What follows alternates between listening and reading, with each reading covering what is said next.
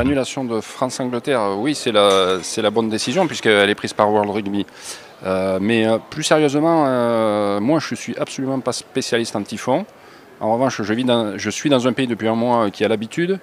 Et ici, quand c'est vraiment des grosses alertes typhon, la vie s'arrête, quoi. Les gens n'ont pas le droit de sortir. Donc là, pour la sécurité des personnes, il a été un temps envisagé de délocaliser le match à Oita hier. Bon, pour aller à Oita, c'est sur la même île que Kumamoto. Donc a priori, il n'y avait pas trop de soucis, mais il faut déplacer les supporters, il faut amener ne serait-ce que les équipes.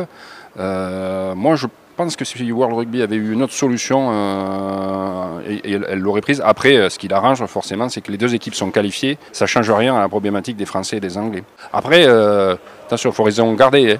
Quand il y a du vent à 200 km/h, l'important, c'est pas qu'il y ait un match de rugby avec des chandelles. C'est que les gens soient en sécurité. Ça n'a pas d'impact sur la qualification, ça on est d'accord.